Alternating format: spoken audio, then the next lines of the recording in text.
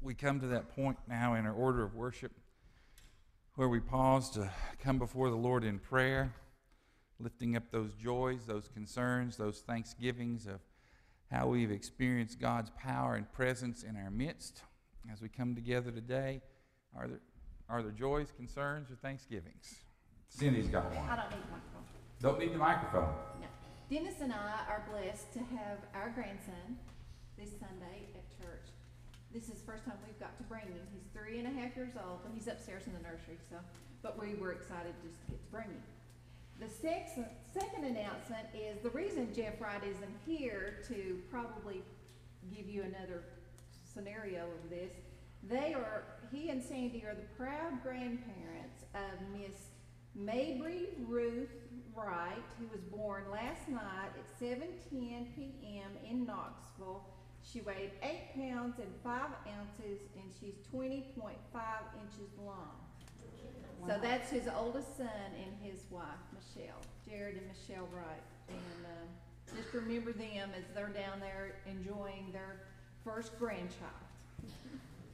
Okay, we'll keep Jeff and the family in prayers and welcome Mabry Ruth into the world.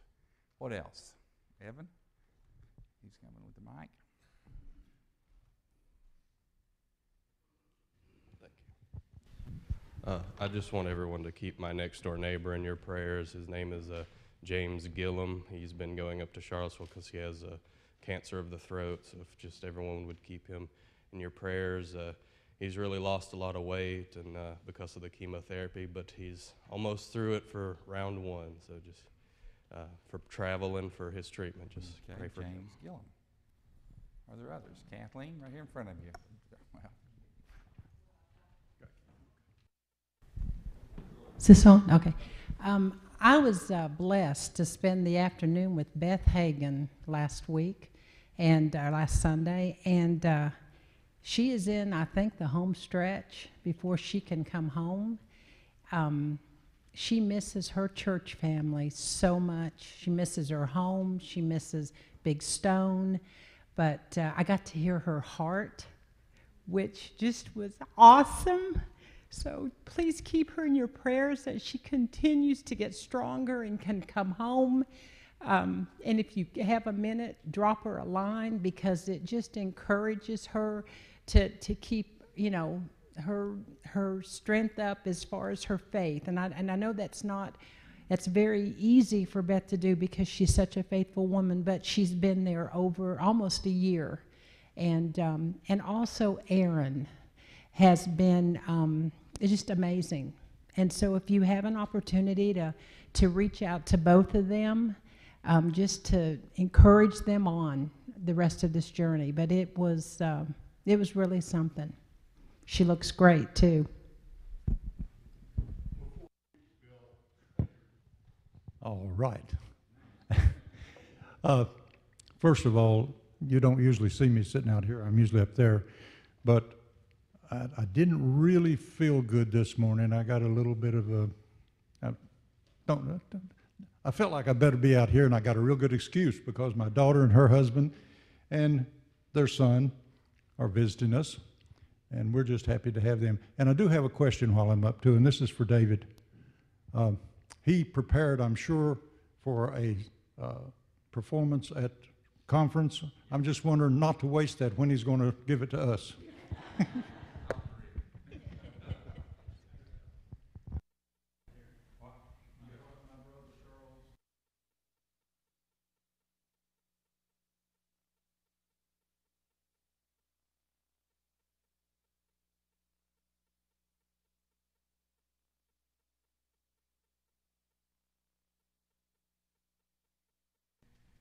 He's back. Okay. I just wanted to say that Andrew fell on his bike yesterday and on the road and got hurt. That I just wish that would be okay and keep him in y'all's prayers. Okay. Now see Andrew and Jamie back there. Next Sunday is going to be a very special day for them because that's when we're going to be going down to the river for the baptism. It's 2 o'clock next Sunday afternoon. So I hope some of y'all will take some some time. I know it's Father's Day, but if you can come down and join us at 2 for a little while, that would be great next Sunday. Kathleen? Dennis and I would like to thank everyone that came out Friday and Saturday to help us paint the Sutherland's house across the street. Dennis and myself, Reuben and Nancy Allman, Betty Fleener, Martha Spurlock, and Steve Cooper and his friend for a little while. And then Saturday, we had Dennis, myself. Oh, by the way, Chris, Dennis's son, came after work and helped us Friday night. And if any of you want a slave driver, just get Dennis, because he's like that energy bunny. He keeps going on and on and on, because Saturday I went over at Friday at 8:30. At 5 o'clock, most all the others had left, and I said, Dennis, how much longer are we going to work? Oh, just a little while. At 8 o'clock, he crawled off of the lift. So it was a great day, and when you leave the church today, please look at the house on the corner, the gray house. I think it's beautiful. Thank all of you for your help. And by the way, the Goodman boys came and helped us. And if I've left anyone out, I'm real sorry. Oh, yeah, Petty Cooper. Thanks, everybody. Thank you. What else we need to lift up and give thanks for or bring before the Lord in prayer? Debbie? Is she in hospital or rehab now? Okay, so Josephine Myeri is back on the way to the hospital, maybe? Going to stay at rehab for a while, but keep her in your prayers as she battles some fluid in her lungs. What else?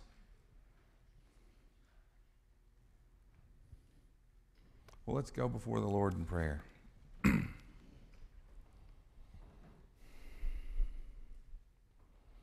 Most gracious God, we just come before you giving thanks for all the ways that you have blessed us, for the ability we've had to reach out this week and to paint this house, for the ability we've had to gather as your church at Lake Junaluska for annual conference, and for the blessings we'll receive from that. And we just thank you so much for all the ways that you're moving in our midst. We thank you for this new life of Mabry Ruth that's within our extended church family. Just help us to experience you and to know that we can rely upon you and that we can trust you and that you're going to be there for us in our difficult times as well as our times of joy, and that you are just so loving.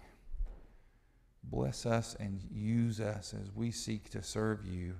We ask all these things in the name of Christ, who has taught us to pray. Our Father, who art in heaven, hallowed be thy name. Thy kingdom come, thy will be done, on earth as it is in heaven. Give us this day our daily bread, and forgive us our trespasses, as we forgive those who trespass against us. And lead us not into temptation, but deliver us from evil. For thine is the kingdom, and the power, and the glory forever. Amen.